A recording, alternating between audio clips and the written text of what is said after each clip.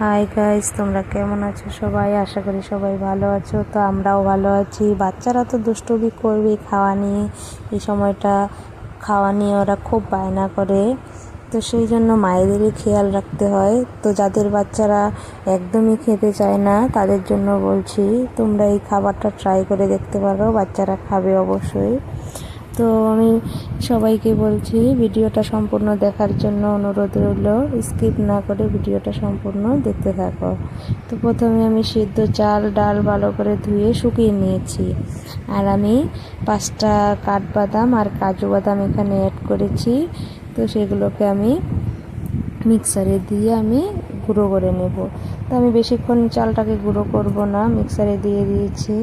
চালটাকে আমি আধা ভাঙা করে নিয়েছি, এই যে দেখো নামিয়ে নিয়েছি। চালটা কিন্তু বেশি গুঁড়ো হয়নি। তো আমার মেয়ে খাওয়া নিয়ে খুব বায়না করে, সেরেলেক্স খেতে চায় না, ল্যাকটোজেন খেতে চায় না।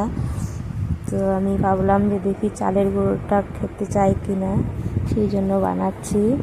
আর এখানে আমি নামিয়ে নিয়ে কড়াই বসিয়ে দিয়েছি। কড়াইতে একটু ভালো করে ভেজে নেব, বেশিক্ষণ ভাজবো না, একটু লাল লাল হয়ে গেলেই আমি চালটাকে নামিয়ে নেব। তো আগে আমার মেয়ে বার্লি খেত গায়ের দুধ দিয়ে, কিন্তু ডাক্তার ওকে বারণ করে দিয়েছে 1 বছর না হলে নাকি গায়ের দুধও খাওয়া যাবে না। তো ভাবলাম কি খেতে পারে, সেরেলেক্সও খেতে চায় না। আর এখানে আমি যে চালটাকে ভেজে নামিয়ে নিয়েছি, লাল হয়েছে, আমি নামিয়ে নিয়েছি। হাত দিয়ে দেখো, বেশি গরম নেই, অল্প অল্প গরম ছিল। আর মেয়ে খুব কান্না করছিল, সেই জন্য আমি একটা থালার মধ্যে দিয়ে দিয়েছি যাতে তাড়াতাড়ি ঠান্ডা হয়ে যায় আর আমি খাবারটা ঝটপট বানিয়ে ওকে খাওয়াতে পারি। তো আমি সকালবেলা সেরেলেক্স দিলাম, ও খেলোই না, খেতেই চায় না, একদম খেতে চায় না। সেই জন্য ভাবলাম যে দেখি চালের গুঁড়োটা খাওয়াতে পারি কি না। তো মিক্সিতে আমি ঠান্ডা হয়ে গিয়েছিলো, মিক্সারে আমি আবার দিয়ে দিয়েছি চালটাকে। এবার কিন্তু চালটাকে ভালো করে গুঁড়ো করতে হবে, একদম ফিনিশিং করে নিতে হবে। তারপর আমি চাল গুঁড়োটাকে নামিয়ে নিয়েছি আর একটা চালনির সাহায্যে ঝটপট চেলে নিচ্ছি। তো উপরে যে দানাগুলো ছিল সেগুলোকে আবার আমি মিক্সারে দিয়ে চালটাকে গুঁড়ো করে নেব, আর নিচে যে চালের গুঁড়োটা ছিল সেটাই আমি ওকে খাওয়াবো। তো ওকে আমি এখন যে চালের গুঁড়োটা জাল করে খাওয়াবো। তো মেয়েটা খুব কান্না করছিল, তাড়াতাড়ি করতে হচ্ছে তার জন্য।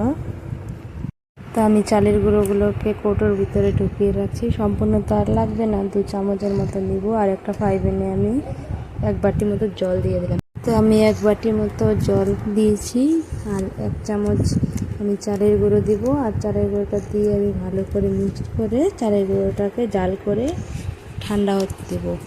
তো বন্ধুরা, ভিডিওটা যদি ভালো লাগে অবশ্যই একটা লাইক শেয়ার কমেন্ট করবে, আর আমার পেজটা অবশ্যই ফলো করবে।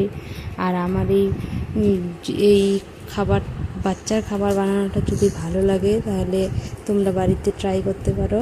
তো আমার মেয়ে চিনি দিয়ে খাবে না, ও লবণ দিয়ে ভালোবাসে, সেই জন্য আমি যে গরম করে চালের গুঁড়োটাকে আমি জাল করে এখন আমি লবণ দিয়ে মেয়েকে খাইয়ে দেব। তো গরম ছিল, সেই জন্য আমি যে হয়ে গেছে বানানো, এখন আমি ঢেলে এটাকে ঠান্ডা করতে দেব। আর এই চালের গুঁড়োটা নাকি খুব ভিটামিন, সেই জন্য আমি আজকে বানালাম। তো তোমরাও ট্রাই করবে, দেখবে ভালো লাগবে।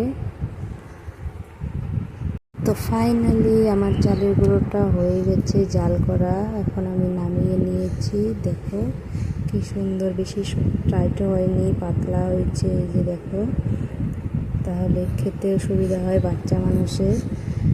এই যে দেখো খুব পাতলা হয়েছে। আর আমি এখন লবণ দিয়ে দিলাম, লবণটা দিয়ে ভালো করে মিক্সড করে আমি যে ঠান্ডা জলের মধ্যে বসিয়ে দিয়েছি। তো ভিডিওটা ভালো লাগলে লাইক করবে। আজকের মতো ভিডিও এই পর্যন্ত।